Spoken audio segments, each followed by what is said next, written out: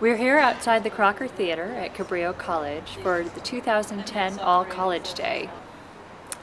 So what you're about to see is the second half of Cabrillo's All College Day, which includes the presidential address by Cabrillo's president, Brian King, which will feature transformations and breakthroughs that have happened to students who graduated here from Cabrillo College, as well as our initiatives for the coming year in student success. Our theme this past week has been, It Takes a Village.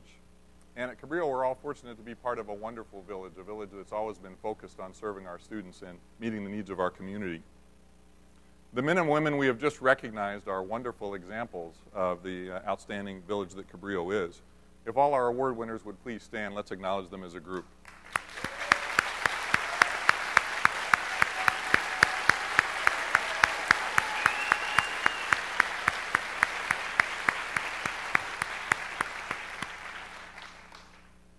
Well, it takes a village to educate our students. It also takes a village to make Flex Week such a wonderful experience.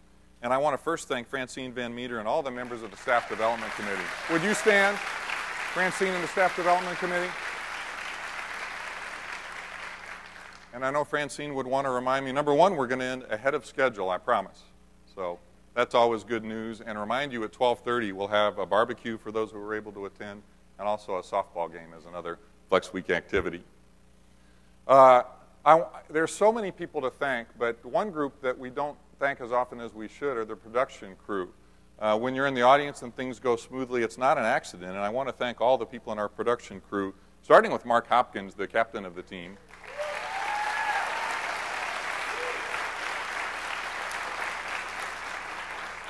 And several of you asked, did I really crash? But the truth is that Fabian, our stage manager, did a wonderful job, so thanks to Fabian.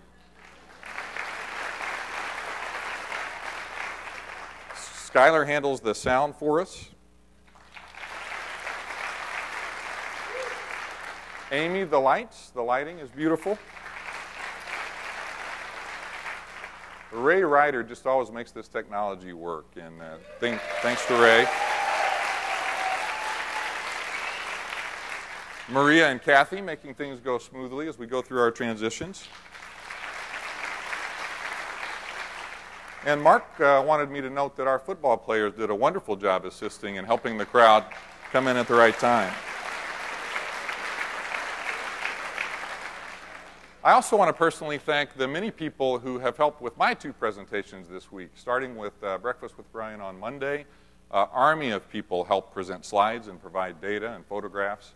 And anyone who's had the misfortune of walking by my office when I'm working on a presentation knows that you're going to be pulled in, and I'm going to ask questions and seek ways to make it better. So thanks for everyone who's been involved in the two presentations. And also some of the photographs today. We're going to share some photos of many of your colleagues, and thanks for everyone for participating and bringing photos. And my two kids who are here today, my 9-year-old son Christian and my 11-year-old Celia, they are my presentation checkers too, so thanks for your help, guys, and looking at the slides.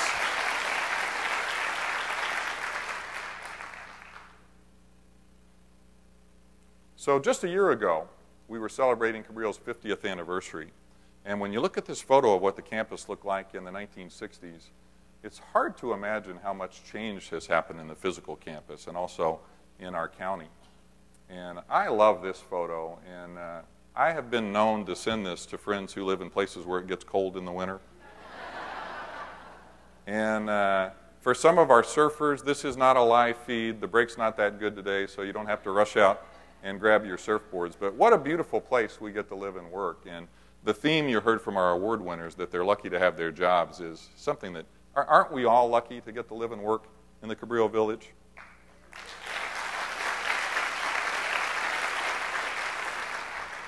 Every day when I come to work, I don't take for granted not just the beautiful physical location, but the wonderful people that I get to work with. So it's a real privilege to be here at Cabrillo College.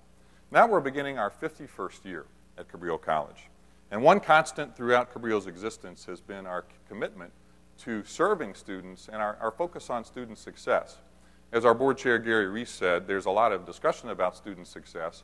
And we know that that's not a new concept at Cabrillo College when we're talking about student success. It's about how to do what we've done and build on our successes to have even more successes in the future. Our students have a breathtaking variety of backgrounds, and although they have a lot of differences, they also share many things in common. The 2009 movie Babies demonstrated how much all of us have in common. Have any of you seen the movie Babies? The filmmakers followed the simultaneous development of 4 different families around the globe, and it just underlined how much we all have in common wherever we are. It illustrates that human life is unique, similar, and precious. Now, how many of you have small children? Raise your hands if you have small kids now. How many of you had small kids but they're older now? Okay. How many of you think you might have kids again someday or grandkids? How many of you are ever told by your spouse or family that you act like a child? Okay, so that's pretty much all of us. I think you'll enjoy this short clip from the movie Babies.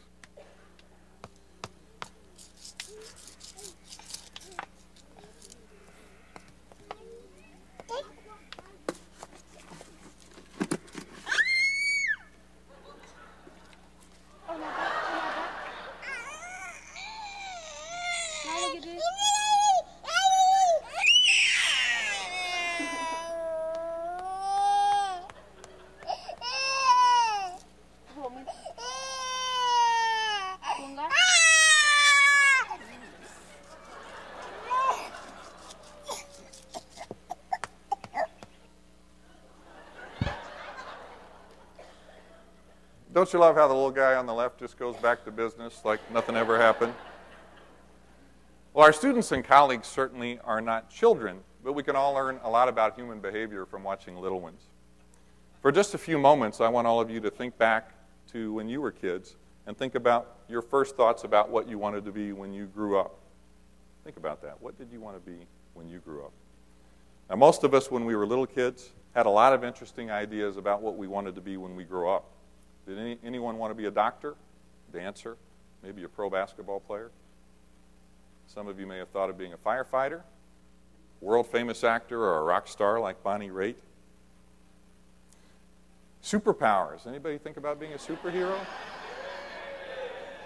That sounds pretty good. In a tough budget year, it would be great to have superpowers to make all of our problems go away.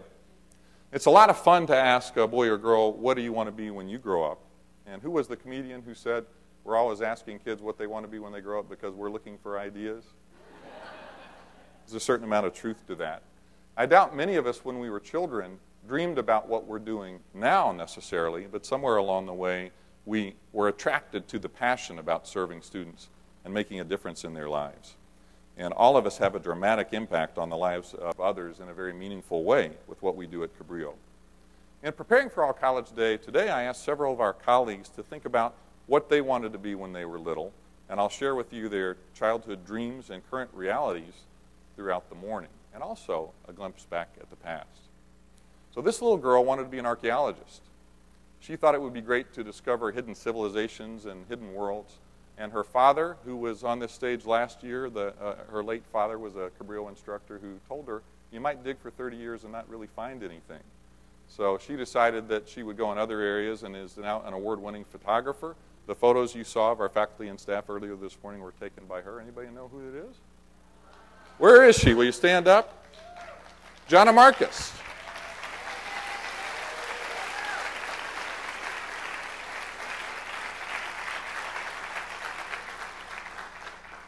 Our next little guy. This is a new addition to the Cabrillo Village. He'll be helping students for the first time this fall. I think he was 6 when this photo was taken, and he always thought he wanted to be a teacher and a musician, which he did become. He said he briefly thought he might want to be a preacher, but he's glad that passed. Anybody recognize this is someone whose guesses? Great. Joe Rogers, our new Dean of VAPA. Oh, yeah, here's another one. Little baseball player. How many of you, I wanted to be a pro baseball player. Anybody else have that dream? This guy, right-handed power hitter, wanted to play for the Dodgers. So can we have a hiss for the Dodgers? We'll talk later. He did finally come around and is now a Giants fan. And I'll give you another clue. This photo was taken in the 70s when he was new here. Anybody recognize? Any guesses? And you can make your own joke for that photo. Now it's Dan Rothwell.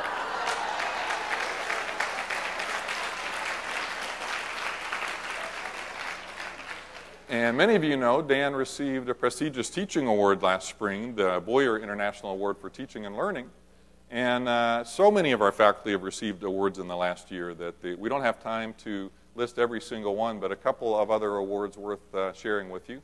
Marcy Allen Craig received the Hayward Award from the California Board of Governors.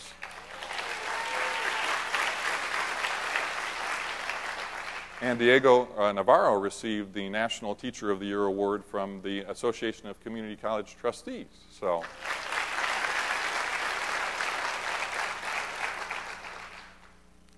fun to think about the past for some of us. Monday, we'll have thousands of students coming back to our 3 different locations here in Aptos, in Watsonville, and Scotts Valley. And they're really fortunate to have great teachers and a caring, compassionate staff. The people in this room make Cabrillo a very special place. Just as all of us dreamed of becoming something special when we were little, our students are coming to us with dreams about breakthroughs and successes that we're going to help make them possible. Now, many of them are coming to us with some really tough things going on in their lives. The economy is as tough as it has been in any time that anyone can remember, and our students have a lot of challenges to overcome. At times, not very often, but at times we almost can be overwhelmed by the challenges our students face in being successful.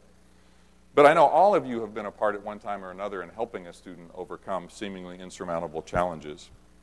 And I want to share a story with you about the Cabrillo Village coming together last year in a very special way in the life of one of our students, Coulter White. Now, Coulter's story received a lot of coverage in the media, and I understand very well that there are a lot of success stories that don't receive the coverage in the media, but it is a powerful story in what happened with Coulter. Coulter is a young man who overcame a lot of obstacles to even come to Cabrillo College. He spent many, many years in some of the toughest prisons in the state of California, and something clicked in Coulter's mind, and he decided that he wanted to turn his life around. When he was released on parole, an important part of the transformation and the breakthrough for Coulter was coming to Cabrillo College. He became an honor student at Cabrillo and was certainly on the right path. And then last fall, an event threatened to derail all of the breakthroughs that Coulter had made, that he was arrested on a trumped-up parole violation charge. And in many instances, in most instances, in cases like Coulter, what would happen when that happens?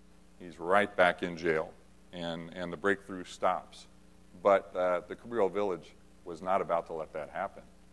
And many, many people contributed to making the difference for Cabrillo. I know Sky Gentile's communication class organized letter writing. There were wonderful public relations efforts. Our students were very involved in the effort. Dan Rothwell, our aspiring baseball player, spent a half a day at the parole hearing for Coulter. And I know many other people were involved. Everybody who was involved in helping, Dan and I spent the morning together. Stand up if you were involved in helping Coulter White. Powerful story.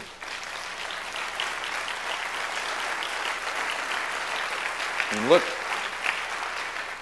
at all of the different people. And the breakthrough for Coulter was not subtle. Without the Cabrillo Village, not only would he not be having lunch with me next week and talking about going to Santa Clara University, he'd be in jail. That's amazing. And I get a little choked up when I think about the difference that all of you have made for Coulter. Now, Coulter's story is unique, but the commitment and success that all of you make possible is not exceptional. And every single one of our students is coming to us this semester with the goal of improving themselves. And so for many of our students, coming to college is a decision that requires great courage and strength. And our students are coming to us at an incredibly difficult time. And Cabrillo is a life preserver for our students in incredibly difficult waters. And Melinda Gates of the Bill and Melinda Gates Foundation said that community colleges are the line between prosperity and the haves and the have-nots. So we are on the front lines in helping our students achieve prosperity. Now, in a moment, I'm going to share with you a broad cross-section of Cabrillo's greatest success stories, our students. But first, let's turn back the hands of time several decades and look at some more of our colleagues in their youth. This little girl wanted to be a pirate artist. I didn't even know there was such a career. But she spent her time by the light bulb up in the attic closet painting the Jolly Roger on pillowcases. Anybody else do that? This may be a one-of-a-kind dream. Any guesses on who she is today? Any guesses at all? Program Chair for Digital Media, Beth Regards. And Beth is down here.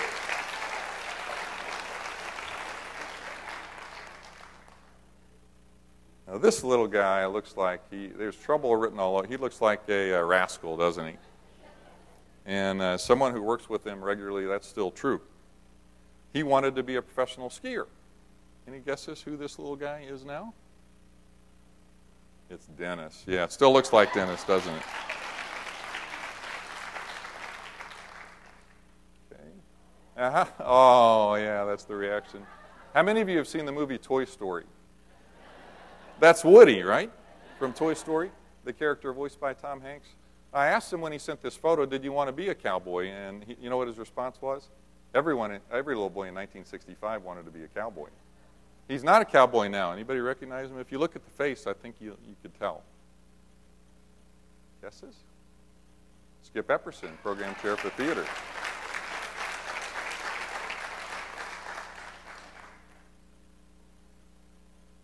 Well, as I said earlier, time doesn't allow to share all of the student success stories, but in preparing for All College today, I asked our deans and several other people to share success stories from throughout the college, just so we could sort of soak in what a difference we all make in our community. And as you can imagine, I was overwhelmed with all the success stories, and we don't have time to share even visually all that were presented, but I do want to give you a feel for what an impact Cabrillo has made in the lives of so many. Our graduates are making a difference. Everywhere you go in our community, the successes that you have made possible are very visible in our community. This success story is ultimately a Cabrillo graduate and now a member of our faculty. This is in Yosemite, and he wanted to be a park ranger. Anyone recognize who this is? Do you want to take a guess? Steve Hodges. Right down here in front. And apparently a Dodgers fan, I've learned this morning. Steve is a Cabrillo graduate. I'm sorry, Steve. Steve is a Cabrillo graduate. I know Dean Kathy Welch is a Cabrillo graduate, and many in the room. Will everyone who is a Cabrillo graduate stand so we can see the impact? Wow.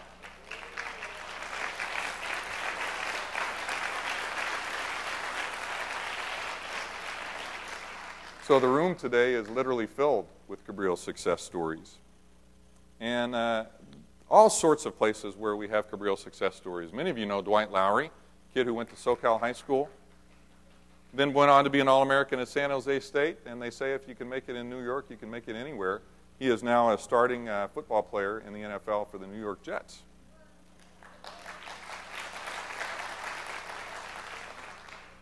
And the list of success stories really does go on as you see the names and different places where they're having an impact, both in our local community and in the broader community. I'll give you a second to absorb just what is the first of 3 pages, so you understand why we can't talk in depth about all the success stories. Many of you may not have known John Laird, not a graduate at Cabrillo, but studied Spanish at Cabrillo, and look at the variety of impacts that our students have had. All different areas in our community. And then another, just a snapshot in different areas of the many success stories that we've been a part of. Sheriff Phil Woak, Cabrillo graduate. And then Percy Williams, the Director of Imaging at Sutter Palo Alto Medical Foundation.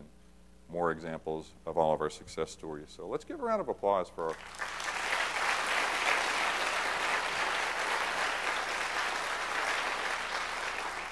Think of what a difference all of those former students are now making in our community. And looking forward, we have success stories in the making throughout this coming year and semester. So let's pause for a second and think, what do we know about our students? And I understand fully that many of our students are not first-time students from high school. but this makes me feel old, so I'll give you the advance warning. What do we know about our first-time college students coming out of high school? Do you have a Dan Quayle joke you can't wait to tell to your class? Well, the first-time students were born in 1992, so they don't have any idea who Dan Quayle is. Their phones have never had cords. Think about that. They've never seen this phone with a cord. My kids don't have any idea that we used to be limited in talking to our phone to where it was plugged in.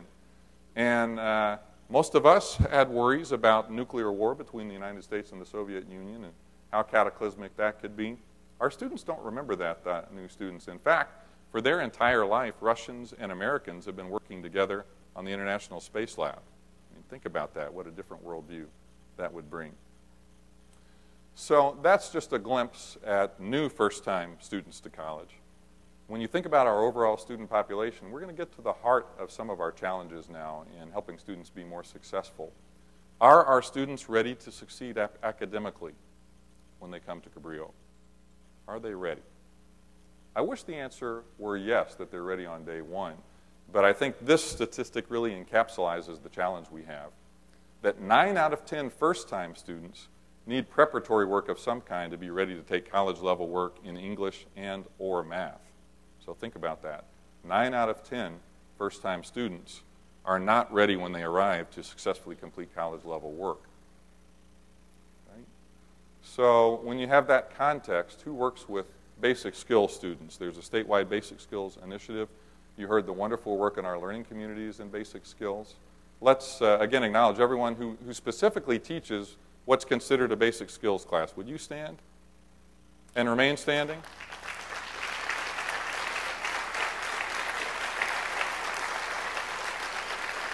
Now remain standing. That's a pretty small group of people who teach classes that are specifically basic skills. But given that previous slide that 90% of our students are needing some sort of preparatory work, I want everyone else who's working with basic skills students this year to stand. Okay? That's everybody. Okay? So everybody stand up. When 90% of our students have some basic skills needs, we're all involved in that work of getting them ready. So take your seat. But keep in mind, that first group that stood up is not the only group responsible for helping our students get through the breakthroughs. And speaking of basic skills, who is this faculty member? Victoria Banyalis.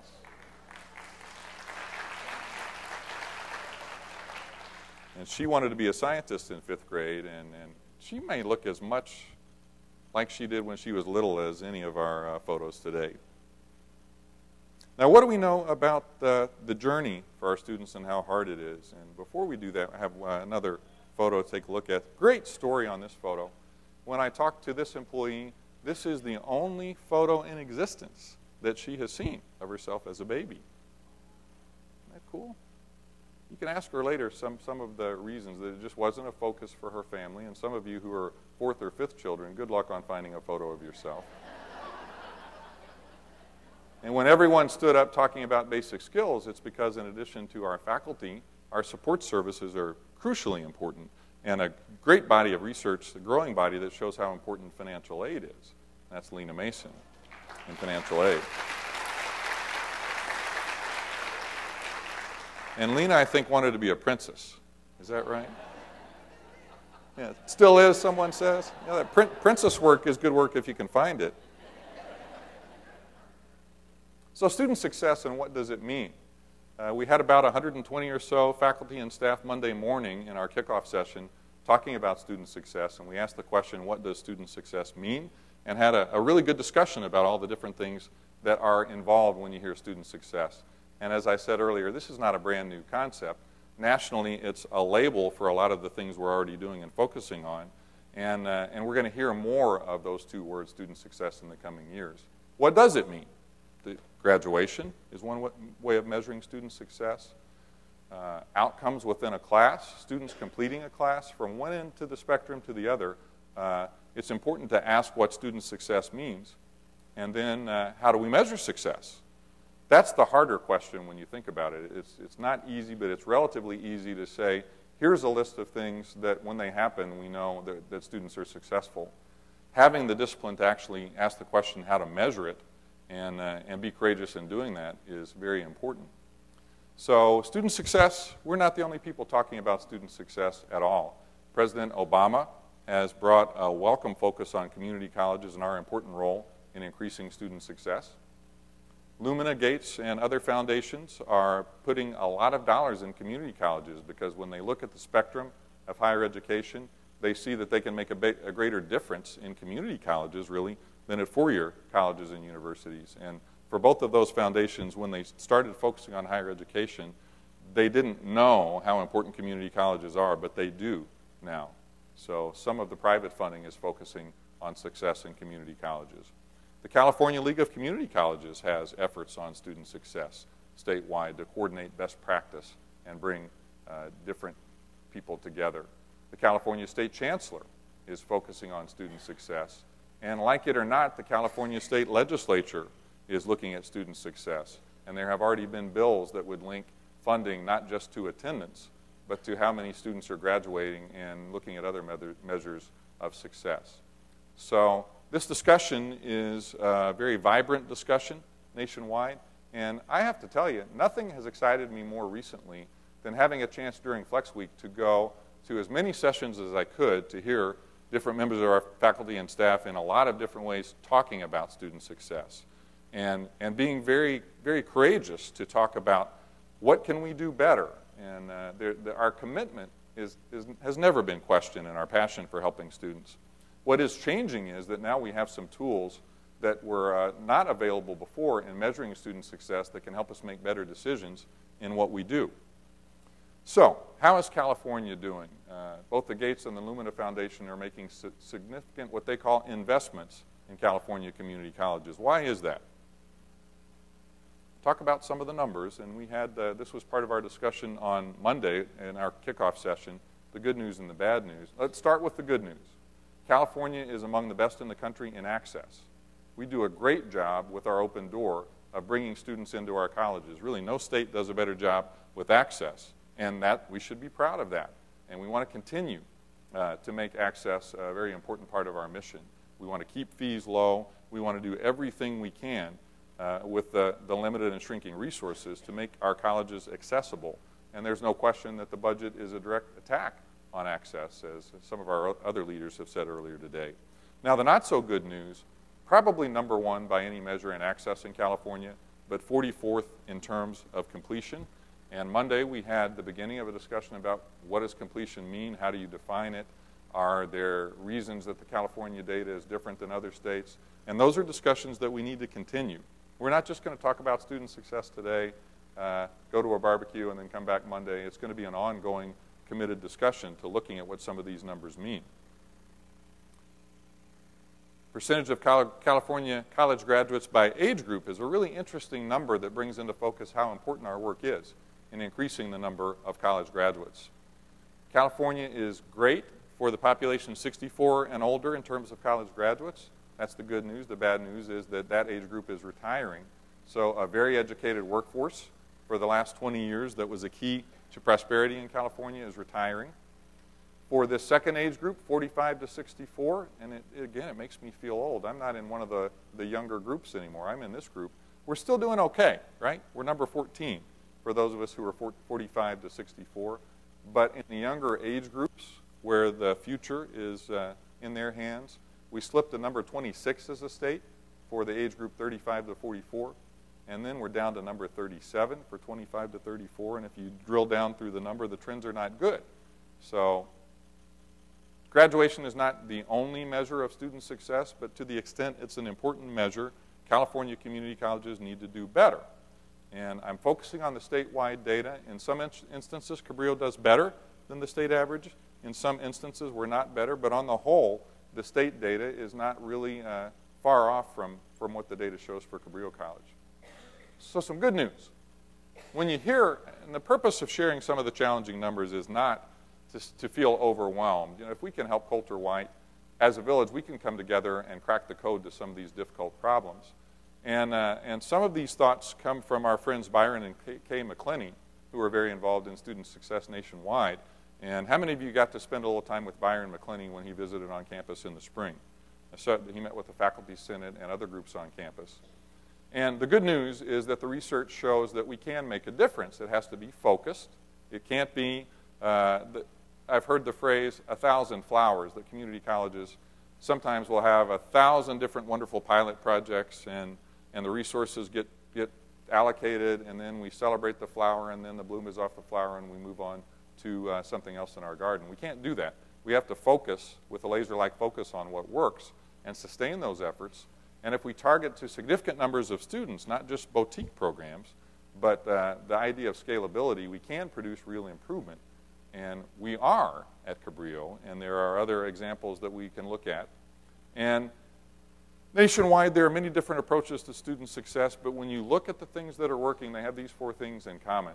There's intensive engagement with students. Think about the culture-wide example. How many times would a faculty not even be aware that a student was having personal difficulties? If we're not connected with a student, we care, but if we don't make that extra effort to be engaged with our students, we won't be able to provide the help that we would want to provide if we knew. So that engagement with students that starts from the first day that they walk on campus, that first interaction is incredibly important. That the classroom interaction is the longest interaction that students have when you have a 16-week class and you see the teacher on a regular basis. But those first interactions are part of engagement too. Want to be crystal clear that raising the bar on student success and looking at how to measure student success is not lowering the bar. I want to make that very clear, that when our board and when others are talking about student success and what we can do to improve outcomes, it's about setting expectations very high.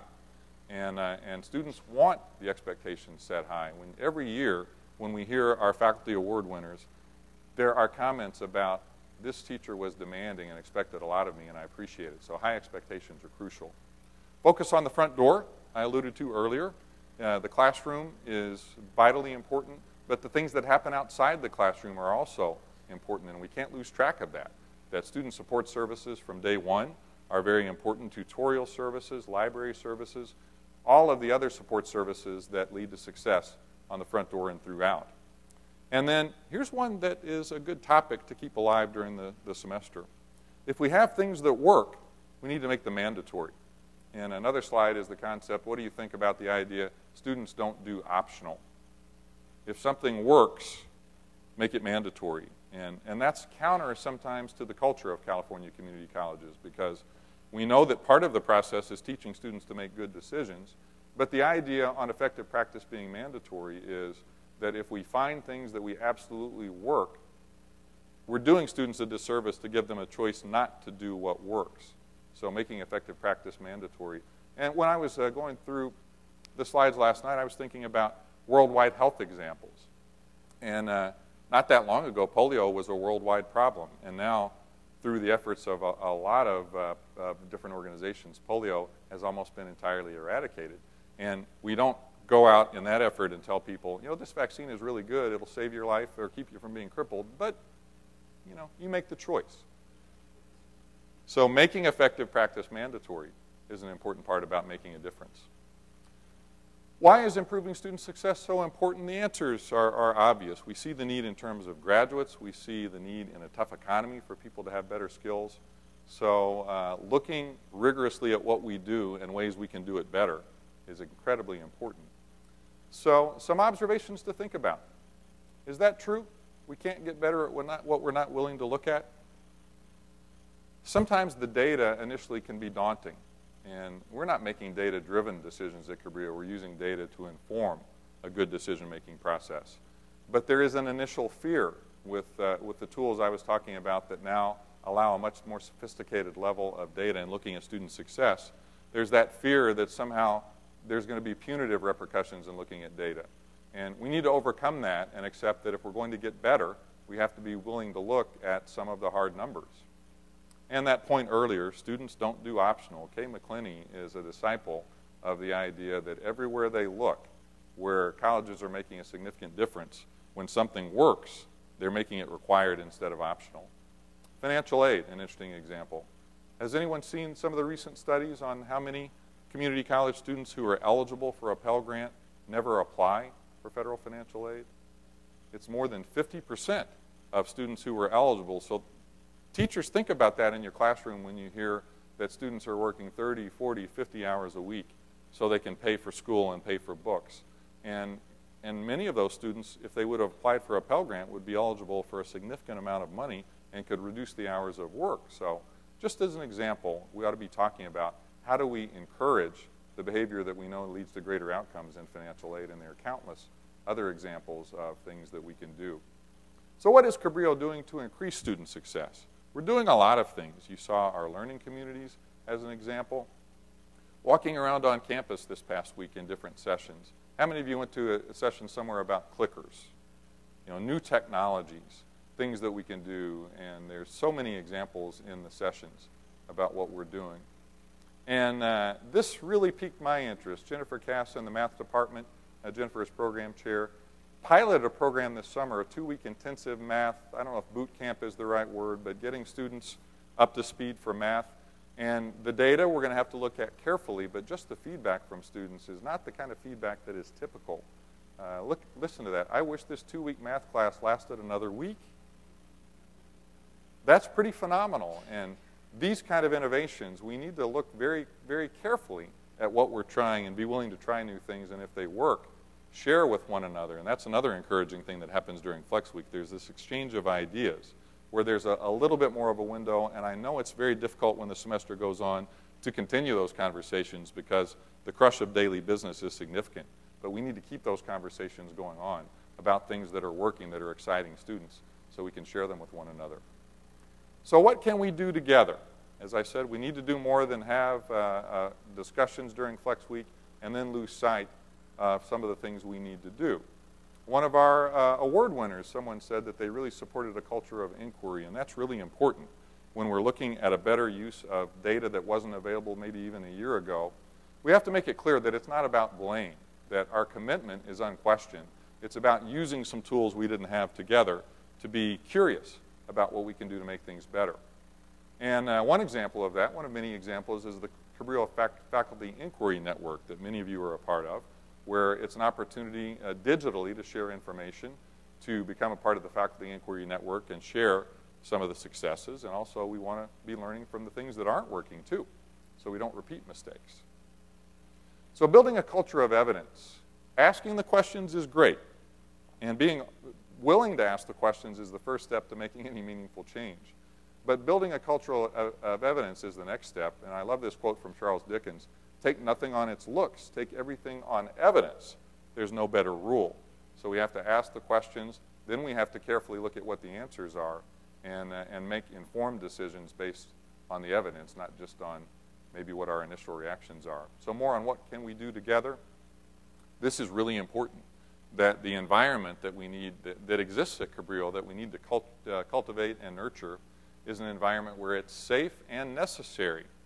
Safety is important, we're not blaming, and we want to be engaging in what really are courageous conversations. To say sometimes, you know, I tried something that didn't work really well. I'd be interested in your thoughts on what I could do differently. Or the outcomes when I tried this were not what I thought they would be. What do you think that we can learn together from that? So those courageous conversations, and not lose sight of equity. There is a performance gap between different groups of our students that we can't ignore. We need to be talking about that and how to close the gaps where they exist and focus on student success. So a couple of questions for you to get your thoughts on. Do you agree with this? Every course and program at Cabrillo is perfectly designed to get the results it's currently getting. True or false? How many of you think that's true? Okay, anybody disagree? And the point is that we're getting the results that you would expect from the way we're doing things now. So if you think that's true, and I do think that's true, everything is designed to get the results it's getting. And we need to be looking at what those results are. If the results are outstanding, we need to be sharing that and replicating it in other places. If the results are not what we think they should be, should we keep doing it over and over again?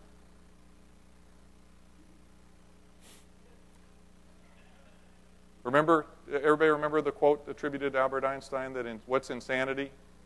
Doing the same thing over and over again and expecting different outcomes. Einstein has some surprisingly good quotes. It's not necessarily pertinent, but it's a great quote. When I was looking up this quote to make sure that he gets credit for it, he said, "The universe and human stupidity are both infinite, and I'm not sure about the former." So Einstein has a good point about being willing to look at things, and if we keep doing what we're doing, we'll keep getting what we're getting. And I would encourage, if you haven't read a book called The Checklist Manifesto, I think there's some interesting insights from a surgeon, Atul Gawande, who wrote the book The Checklist Manifesto. And he's a surgeon, so he has done tremendous work in healthcare. And when you think about trying to change surgeons, very highly educated, very well prepared, very certain in their current methods being the proper methods from years of experience in practice. But what Gawande found was there were some fundamental things we already knew in surgery that surgeons were not doing. So that if you would crystallize what needed to happen in surgery in a repeatable way, he concluded that about half of all the deaths in the United States could be eliminated, not by trying new things, but just by following the checklist of what we already know. So we can make a real difference without finding some magic bullet that no one has discovered yet. And better is possible, and as Gawande said, it doesn't take genius. It takes diligence, that's the hard work, moral clarity, ingenuity, and the willingness to try. And I really want to highlight that part, that it takes a willingness to try. When you try new things, are they all going to work?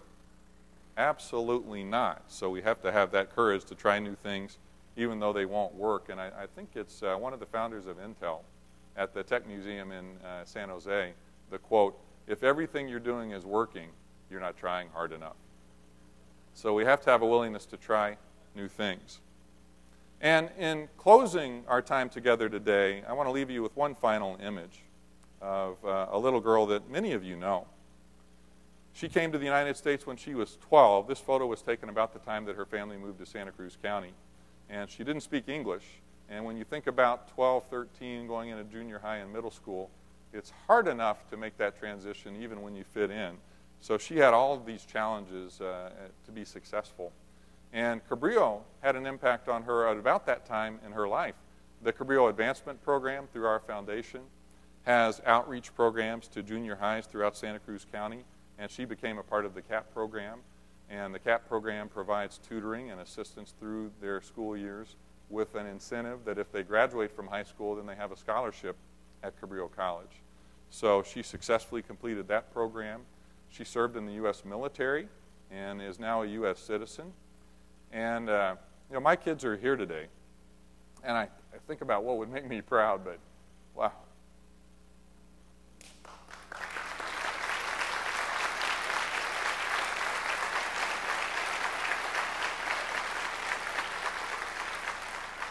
I can't think of many things that could make me more proud of doing what we do and being a part of Cabrillo College than when Yolanda sent this email that she was one of a very small group this past spring, selected as an honors graduate at San Diego State. And now she's going to go on to do great things, I'm sure.